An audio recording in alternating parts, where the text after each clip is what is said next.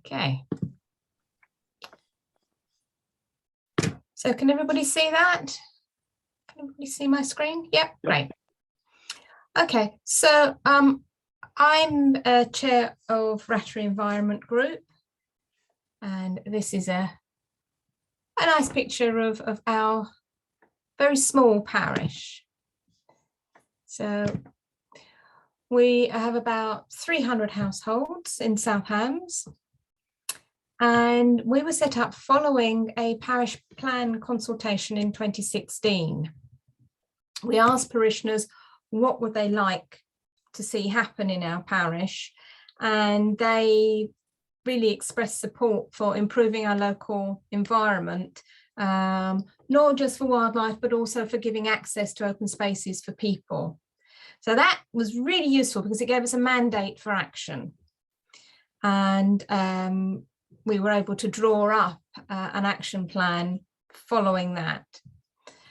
So we subsequently, a little while afterwards, because it took a while to sort of bed things in and get people together and all that kind of thing, but we applied for and subsequently established ourselves as a charity, which did take some time, mostly for opening a bank account. So if you are thinking of registering as a charity, be prepared for a wait. And we, our main aims are to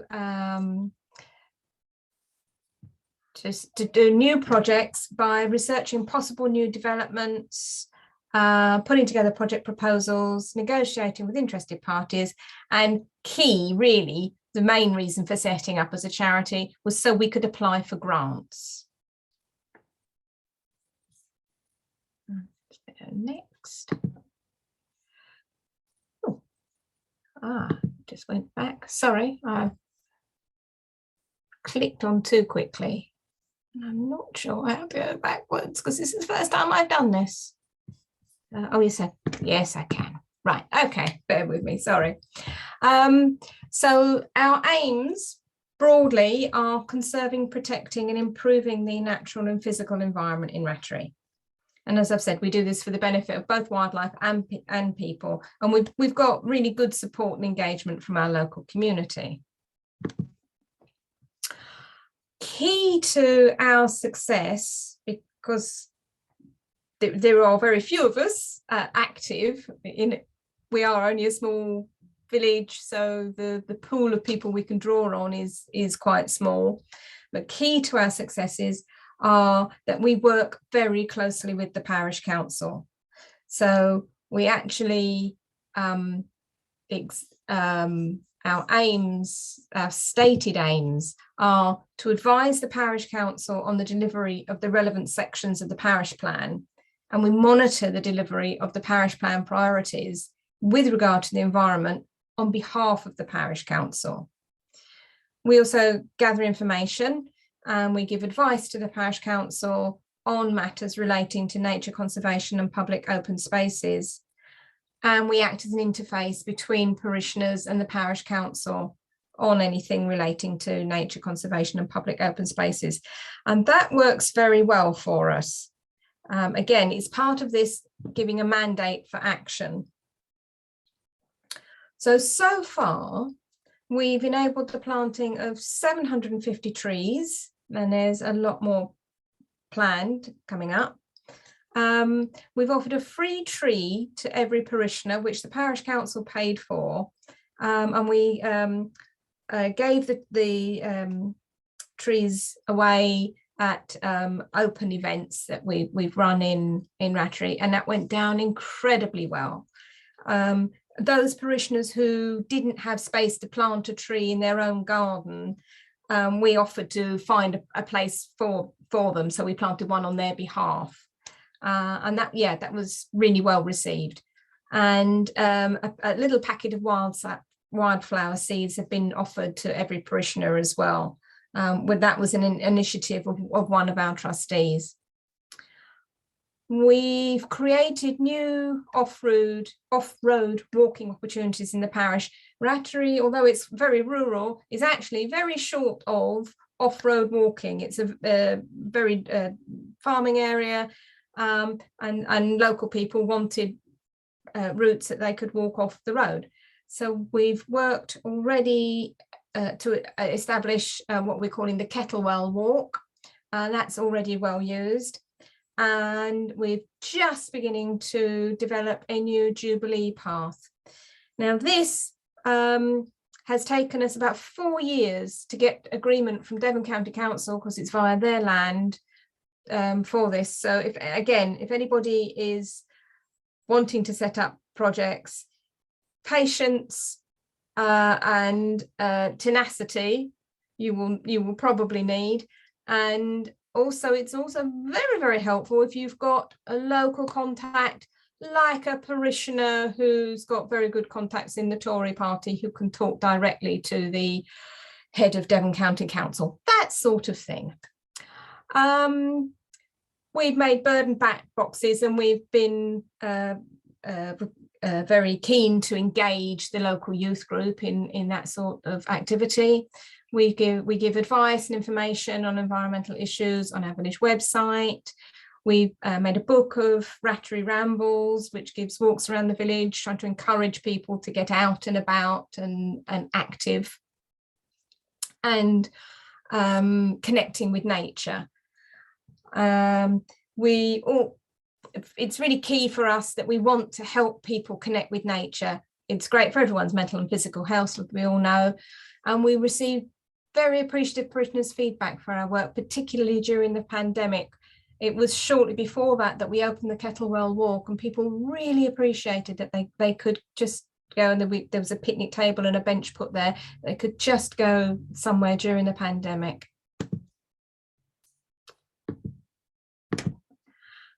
So funding, we've been pretty successful in grant applications, so we've been very lucky. So we've got grants for creating the Kettlewell Walk. We've got one that will help us start creating the Jubilee path, and for printing the guide. We've also had donations of lots of trees from the Wildlife Trust and from Devon Wildlife Trust, and the Wildflower Seeds, which were donated by one of our trustees. We've raised some income by trustees propagating and selling wildlife friendly plants at our annual village plant sale. But that's less for raising income and really more for raising environmental awareness and getting parishioners more engaged with the group. And the Parish Council support has included adding the Kettlewell Walk to the P3 footpath maintenance schedule, so we don't have to pay somebody to maintain it, or indeed use our precious volunteers time to do that. So with regard to management, we currently have 5 trustees, including the Parish Council Chair, which is really helpful, and 1 other councillor. So we have strong Parish Council support. We would welcome more trustees, but again, small village, small pool to fish in. We meet at least quarterly, more often if needed, and we're very lucky. Our trustees have got a broad skills base, and we've got, as is usual for most organisations, 2 or 3 key individuals who've got most of the ideas and make them happen. We also have really good support from parishioners across all ages for our working parties, for tree planting and maintenance, that sort of thing. Insurance, it's really helpful if you can build a very good relationship with your parish council, because due to our close working relationship, we don't have to have our own insurance. We undertake activities on behalf of the parish council, the working parties, etc. So we're covered by their insurance and their policies on health and safety, safeguarding, etc. We do have our own policies, but they mirror the parish councils, so we're covered both ways. We also collaborate with other local groups, particularly Sustainable South Brent and Sustainable South Hams, which has been very helpful to us. And finally, just in case you're wondering why we don't do very much on climate, we took a decision early on to concentrate on local biodiversity and open space issues, rather than broadening it out to a really wide climate change group. So we don't consider things like energy or transport, for example. But the Parish Council has declared a climate and environment emergency, and we're just beginning the process of updating the parish plan again. So it's intended that climate change issues are going to be central to that. And of course, we'll continue doing the environmental stuff via the Rattery Environment Group. So I think that's all I have to say. So I hope that's been of some help to some people. That's brilliant, Kim. Thank you. I'm sure it has. And I think really useful to sort of get into the nitty-gritty of the insurance and that sort of stuff, because that's often the stuff that doesn't get talked about. It's fun, it's good to have those ideas, but actually some of that nitty-gritty stuff is the really critical stuff to get things off the ground. So that's brilliant. So I have questions at the end, but before we do, I'll hand over to Jeremy, who will be talking about his work in Exminster. Over to you, Jeremy. Thank you. Just testing sound first, Mike. You can hear that? All good. Okay. Onto my slides.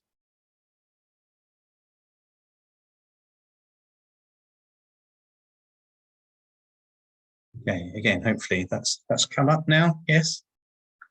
Yeah, okay. All right. Well, good evening, everybody. My name is Jeremy Pyne. I have lived in Exminster for 30 odd years now. And I'm going to tell you something about the project we've been developing, which we're calling the Exminster Nature Recovery Project. There's quite a lot of parallels with what Kim's just run through as regards to Rattery. We're quite we're probably different scale of parish. We're much larger parish. I couldn't give you the total number of households, but it's more in the kind of 1,500, 2,000 sort of range of households. We're also developing this project very closely with the Parish Council again. So again, parallels with what Kim's described in Rattery. And if I just set out what we're going to concentrate on here is the nature and biodiversity sort of dimension. And that's what this project is all geared around. There is a parish wider environment plan, which does encompass those other areas, including sort of energy, transport and recycling, but I'm not going to touch on those here. I'm going to focus on the sort of nature and biodiversity sort of areas which I lead on. So yeah, in terms of an objective, we've got a project here which is looking to really optimize or maximize the contribution we as a community make towards nature recovery. That's got to recognizing how nature has suffered in recent years and decades, and we all probably know that we've got to really work hard to give nature a helping hand and get it back on the front foot in terms of a thriving wildlife and natural environment. We have a vision described here as Exminster acting as a community, working together to take positive action to enhance natural habitats and opportunities for species, and recognised as a village, we hope, as making a real contribution to wider nature recovery. So that's our objective and vision. A bit of context, a number of you on the call are from Exminster and know it well, but for those that don't know it so well, Exminster lies obviously on the margin of Exeter, a thriving and major city really. As a village and a community, we experienced massive growth over the last 30 years or so, increasing the number of households, the kind of urban pressure, if you like, or suburban pressure on the natural world around us. We're also bounded by two major sort of transport infrastructure features with the M5 and the mainline rail connection as well. So there are challenges. Clearly we're growing, there's lots of urban pressure, if you like, but at the same time, we're positioned strategically very closely between and betwixt sort of designated sites. So we have country parks along the ex-estuary and the newly opened Ridgetop Park just adjacent to us. And we of course have the sort of international designations along the ex-estuary as well. So we sit there in a very sort of critical position really in relation to the surrounding natural world. and the importance of that. So we recognise that. Another bit of context, we've got quite good coverage, which I can show you on the map in a sec, around the built-up village by local farmers taking part in agri-environment schemes, which is a positive thing. So there are challenges in terms of pressures, but there are also positives in terms of our position and the role that we play in the wider natural world. I won't dwell on these maps too much, but we've got Exminster there, showing against the main habitat types on the government's nature recovery network map, with the marshes and the permanent grass around us. And the map on the right shows some of the coverage in local farms on agri-environment schemes, where local farmers are managing their land sensitively with environmental objectives as part and parcel of that. And looking at the village itself, the core Exminster village itself, we are lucky in many ways in having some key areas of green space within the village. We have some quite significant areas which are under direct parish council management. So over 6 hectares of amenity green space to varying degrees of management, but quite significant areas around the village and in the village.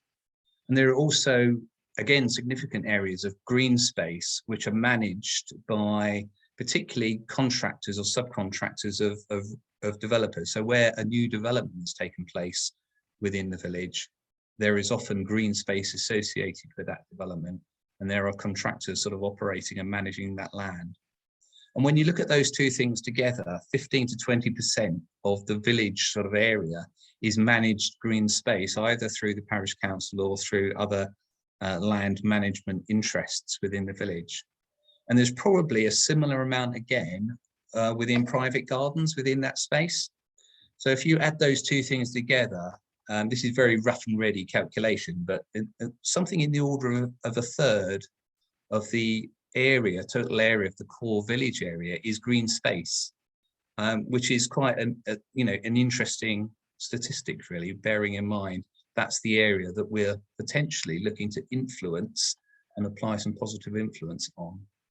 So quite a significant area to play with there.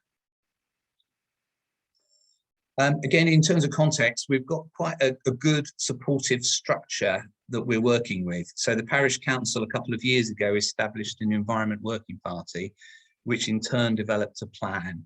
And that was what I was saying at the beginning. That's a wider plan that looks at things like transport, energy, recycling, but biodiversity and nature was a key theme within that. And that's what I'm trying to drive forward within this nature recovery plan. But we've got a supportive parish council. They set up that structure and the framework that we're now working within. We're also lucky, I think, in having a well-established core group of volunteers that have been working for 6 or 7 years now or more on village green spaces.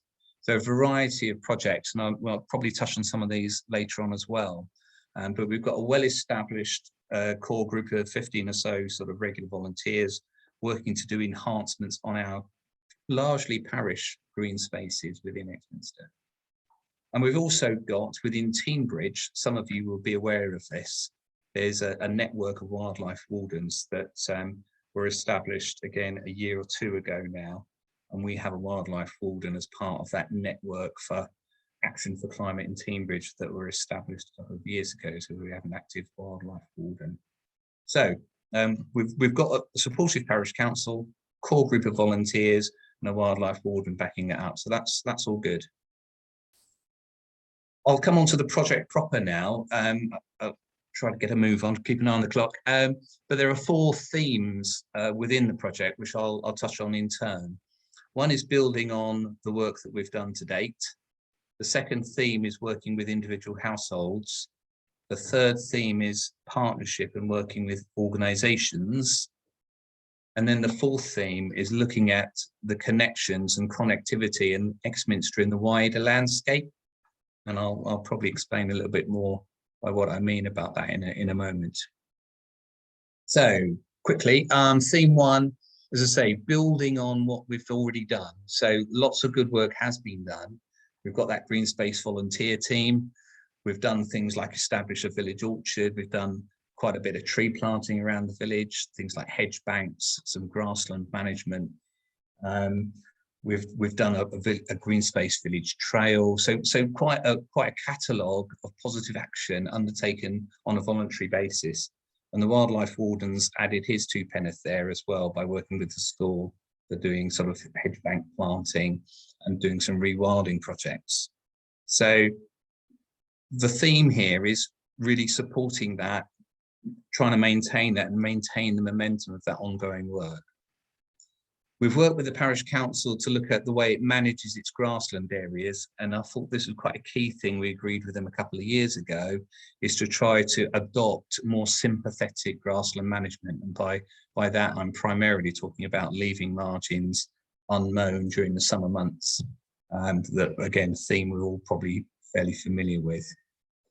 And again, supporting existing activity, quite a lot has already happened around things like social media and communications, raising awareness through Facebook, through the Village magazine, through other events, to raise awareness about nature on our doorstep. And I've used that phrase there, nature on our doorstep, because literally just this week we've published on the parish council website a little brochure describing some of the natural highlights, if you like, of the nature around Exminster, including things like, you know, significant trees, some of the highlights in terms of wildflowers, birds, and bats and things like that that we know are around us. All that's part of that building awareness theme. Coming on to theme 2. So theme 2 is working with individual households. And the main focus on that this year, as I kick this sort of project off, is really working with the Devon Wildlife Trust in promoting their wildlife gardening scheme. So they already had a scheme in Exeter, and earlier this spring they progressed that to a county-wide scheme to promote wildlife gardening at household level. And we've put a lot of effort into posters, social media to really push and promote that. And we've got some good results in terms of 15, 20 or so positive awards already made under that scheme in the last couple of months. So we've had a good response to that. And that's been really our mechanism or our vehicle for trying to encourage wildlife gardening within individual households.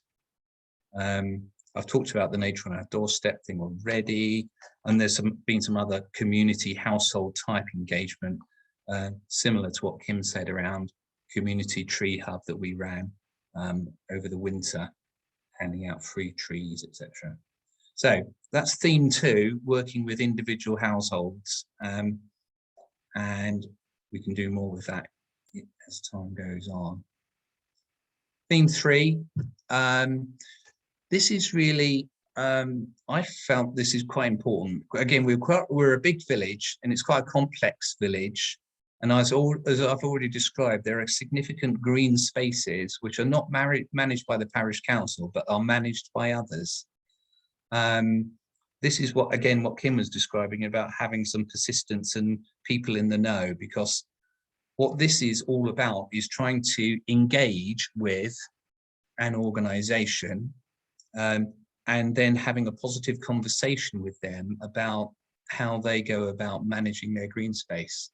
Now, a lot of good things will already be happening there, but what I saw this as really trying to drive is facilitating and encouraging organisations to possibly go that much further in terms of what they're already doing, in terms of things like tree planting, wildflower areas, habitat, creation, and that kind of thing.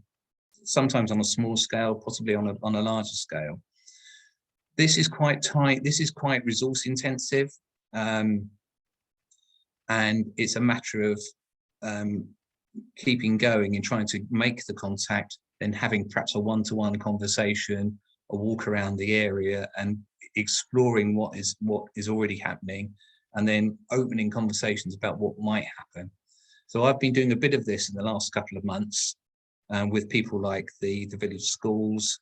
I've got a meeting with the parish, the church committee next in a couple of weeks' time, that kind of thing, and some of the developers as well. So we're having those conversations and trying to create some partnership and support through those organisations.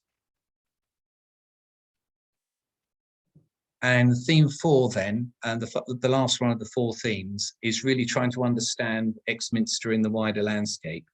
And the other themes, working with individuals, working with organisations, all feed into this.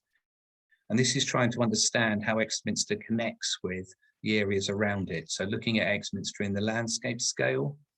I've described how we're surrounded by designations, a couple of country parks.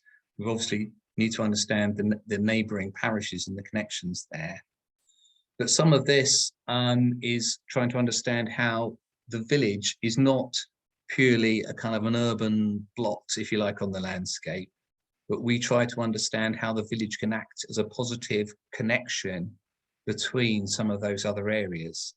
So we have a small brook that runs through the village with a valley. That is a natural corridor, if you like, for habitats and species. How do we support that sort of that mechanism, that natural mechanism?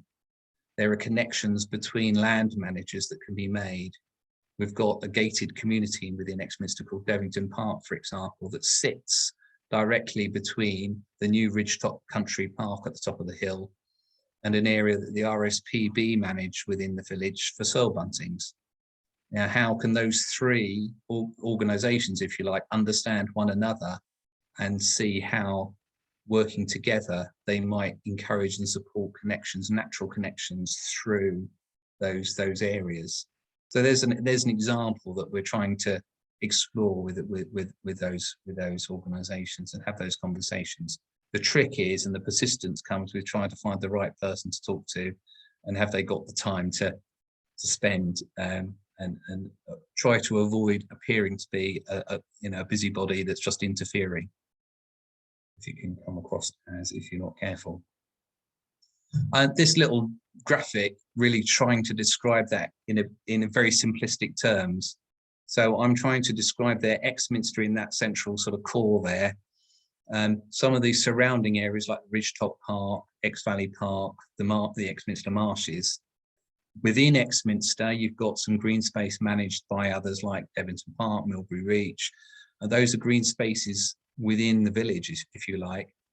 The little stars are meant to indicate purely schematically wildlife gardens, if you like, within Exminster. So you've got individual households, some of which, a proportion of which, are taking up wildlife gardening as a thing.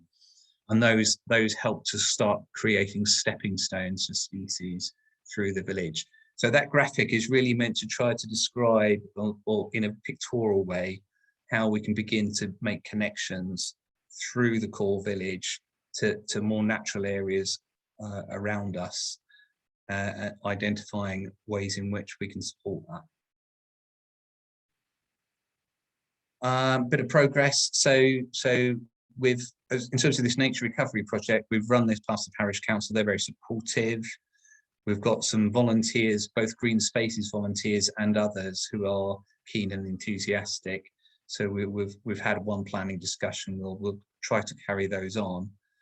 We've done the wildlife garden sort of promotion this spring. We've got some good response to that. Certainly 15, 20 or so positive responses there from the Wildlife Trust. And we've already had a number of conversations with the village schools, church, and others within the village. And we've just published our Nature on the Doorstep brochure, if you like, on the Parish Council website as part of the awareness building effort. I think that's me done. So thank you very much. I'll hand back to Mike, I think, at that point. Fantastic. Thank you, Jeremy. That was really interesting. Seems like there's a lot of work gone into that, and I know that you've been particularly busy dedicating your time to this. Because I know that you used to work for Natural England, didn't you? Is this similar to the role that you were doing previously? I admit to that, yes, hands up. Mike, I did. I worked for Rattery Environment. So I suppose I'm familiar, because of that, I'm familiar with some of the terminology and the kind of the way government sees things. Some of people will be aware that through government and DEFRA and Natural England, they are really driving forward the concept of a nature recovery network nationwide. And a lot of what Natural England is striving to do is to drive that nature recovery network, where you are making connections at a landscape scale between habitats and some of the more clearly recognised designations. I suppose what I'm trying to do is imprint that thinking at a community level. So I suppose I've got that background, but what I've now got a bit more time to do is just to see how you might apply that thinking at a village community scale. And rather than just getting involved in a whole sort of random scatter of individual projects, which we've been doing, little nature-based projects, I was trying to take a step back and see where the village community sits in the wider scheme of things, and try and take a more strategic approach to it. Whether it'll work or not, I don't know, but I think it's helpful to try and see things with that kind of having panned out and looking at the village and community in a wider level. Absolutely. Does anyone have any questions for our speakers this evening? You can either pop your hand up or just pop it in the chat if you like.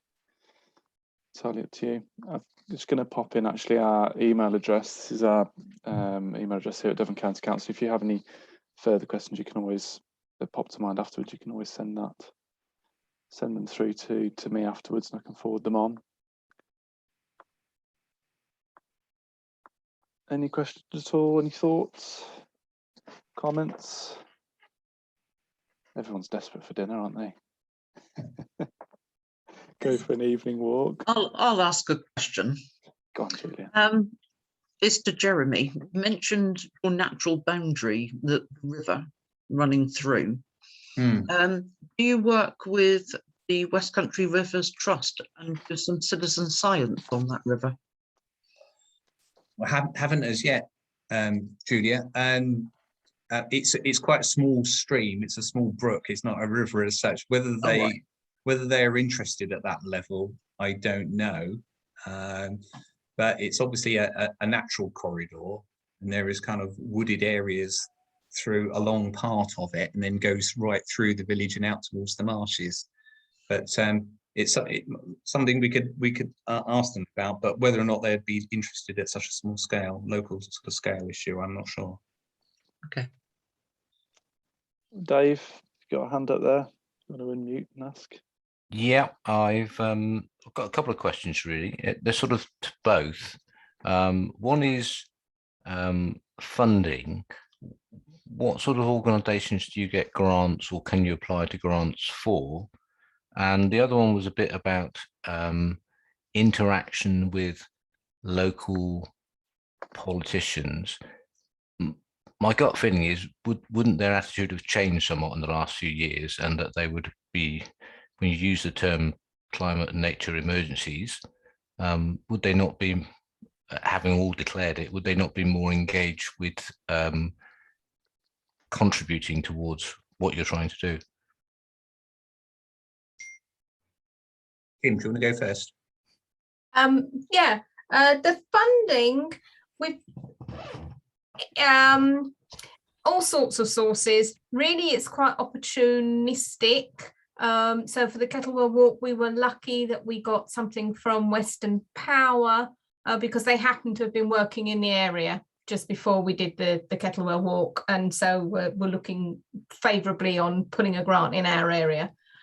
So we look at the Devon County Council has a section on environmental grants that are available, and lots of different organisations like Devon Wildlife Trust occasionally will put up, oh, there's this grant available that you can go for. So we just keep a sort of weather eye open. So there's all sorts of grants that are available. With regard to politicians, yes, but other things can get in the way. So our Jubilee Walk on Devon County Council land got a bit hijacked because Devon County Council wanted to develop some land elsewhere, and they wanted to actually do a bit of horse trading over the two, and the parish council said no, we can't do that. So but yes, on the whole, yeah, hopefully politicians are coming round to what needs to be done. And so thanks, Kim. I would just add one difference between Kim's project and ours is that we haven't got that charitable status. If any funding issues are involved or funding is involved, we would turn to and lean on the parish council to do the financial side of things for us. But I would say as well that the project I've described is more about influencing others to act, as opposed to kind of direct action that we need a budget for.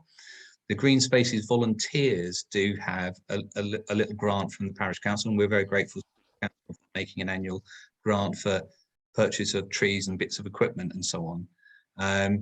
And we've also had some donations directly from some generous local businesses and individuals who just like the things that we're doing and have just offered us money.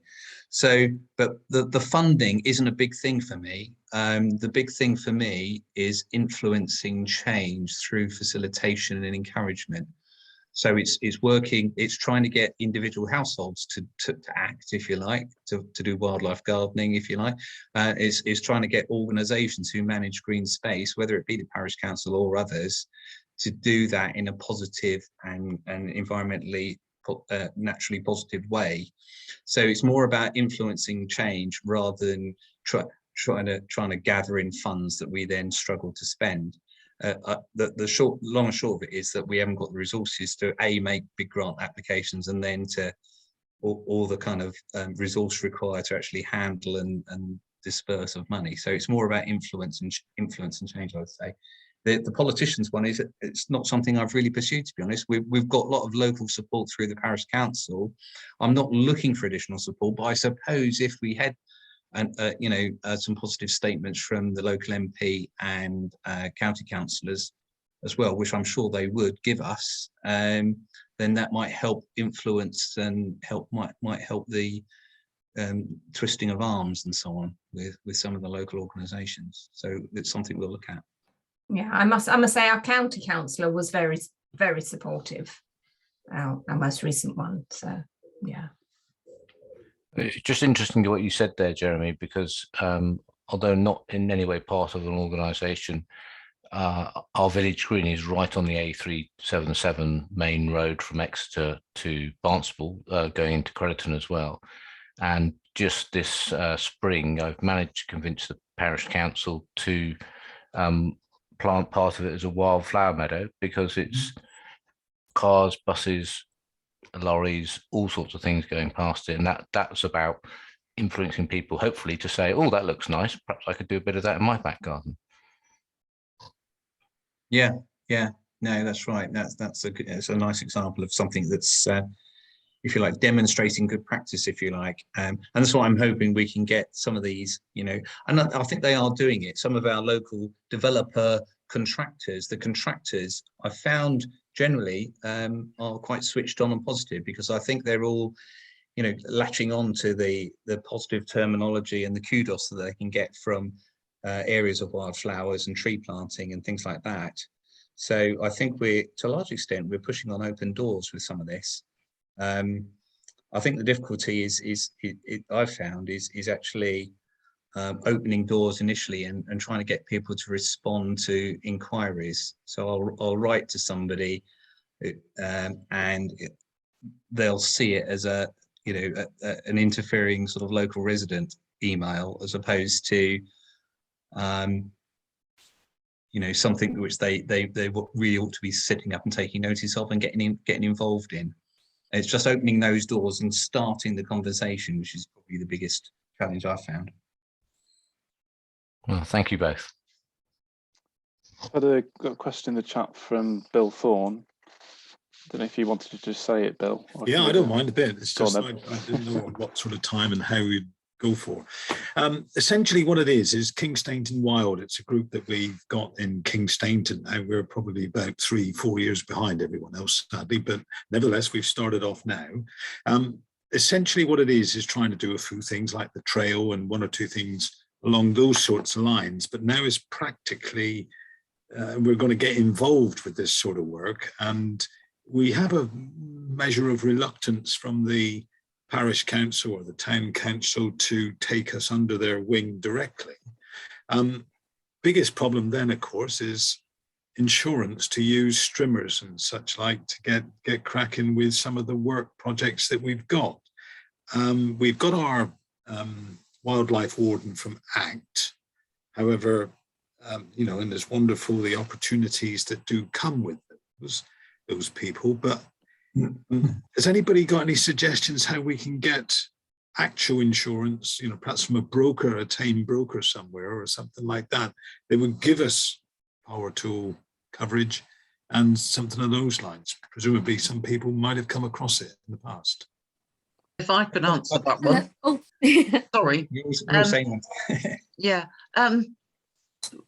Cornwood Parish Council, we belong to the P3 scheme, which is the Parish Path Partnership, and we get £30 a mile for every mile of public footpath and bridleway in the parish. And two of our chaps our volunteers went off on a Devon County Council strimmer course all day. They've got their strimmer tickets, and when they're working on Devon County Council parish paths with their streamers, they're covered by the Devon County Council insurance. Kindly, Devon County Council also paid for the strimmer. They gave us £500 on top of our £30 per mile. Wow, They gave us that's £500 to go to I can't remember, it's somewhere in Ivy, one of the big things, and bought a cutter. Excellent. Thanks very much for that. Yeah, I'll just add to that. We've got our volunteers. We've got 3 that have been sort of trained on strimmer use, and we operate under the parish council insurance. So we've been on that training that Julia's described, and we work as a working group to terms of reference that agreed annually with the parish council. We do risk assessments for all of our working parties, and that, as I understand it, provides us the cover to actually operate streamers. So it's part of the working group arrangement we have with the parish council, which they've been happy to sign us off. Brilliant. Okay, that's good. hello. So if I could just add, most insurers will insure power tools. It's just not in the open packages that you can just buy straight off the site. But if you go through Zurich or Hiscox, who are 2 of the biggest insurers for outdoor activity, ecology and conservation, you can fill out their form and they'll call you back. So it does come in a little bit more expensive than the normal packages, but it is doable. Thanks very much again. That's superb. Yeah. And another thing on that, one thing that I would definitely recommend is becoming a TCV group. Now, I'm not trying to push them in any way, shape or form, but you can join them free of charge because that's covered by postcode lottery at the moment. And by becoming one of their groups, it opens up the Chestnut Fund funding, which will also fund your insurance. Can I ask what TTV is? So TCV, there used to be BTCV, so it's the Conservation Volunteers, and you can become one of their community groups for free at the moment. So yeah, jump on that. And Okay, excellent. Appreciate that. That's excellent. I'll try all 3. Yeah, that's the thing. Good stuff. Thanks very much. Brilliant. Good stuff. Any last questions before we close our speakers? Nope. Okay, brilliant. Just to say, Go on, with Tom. regard to grants, Devon County Council put out a list of potential grant providers from time to time. So you need to sign up to all the various Devon County Council email information. If you go on their website, you can sign up for umpteen different emails giving you information on all sorts of things. And one of the ones they do on about a monthly basis is send out an email of possible grant sources. So, you know, you may well get some money out of your Devon County councillor who will have some locality money to spend. And also, I don't know about the other districts, but certainly in South Hams members also all have locality money. And this last couple of years, we've had extra locality money for climate change, biodiversity kind of schemes in our parishes. So, and it's going to be a case of if you don't ask, you don't get. And also there's a rural services network. Now, I'm not sure which, I think maybe your council needs to join it, but certainly South Hams again is a member of it. And so I get an email from them about once a month telling me about possible grant opportunities. And I have my own little email list, and I send stuff around to all the voluntary groups on my patch. Yes, I could confirm also that Teambridge district councillors have a small fund as well that they can make grants. And just look on the website and find your councillor and go from there, because that's what I am, district councillor. Okay, fantastic. Thanks, Tom. That's And oh, well, and with the insurance, I can certainly go along with the fact that the parish council insurance can and normally will cover volunteers, but not contractors. So in other words, if you're an unpaid volunteer, then the parish council insurance should cover you for anything you're doing. Brilliant. Okay, any last questions before we close? Anything else? Any comments, thoughts? Nope. Okay then. So just a big thank you really to our speakers, Kim and Jeremy. That was really useful and some good discussion as well. Always takes a while to get going, but once it does, it's useful, isn't it? So that was good. So in terms of next webinars, we're going to have a hiatus because we've been doing them every month. We're going to have a hiatus for July and August because people are going to be outside enjoying the environment, which is what they should be doing really, because we're all talking about nature and wildlife, but we're not out enjoying it, are we? We're looking at a screen. So we're going to have a break for a couple of months and we'll be back in September. I can't remember what the topic will be, but we'll pick something good. So we'll hope to see some of you there. But until then, thank you very much for coming along, and we'll hopefully see you again soon. Okay, thank you. Thank you very much, Thank you. everybody. Thank you.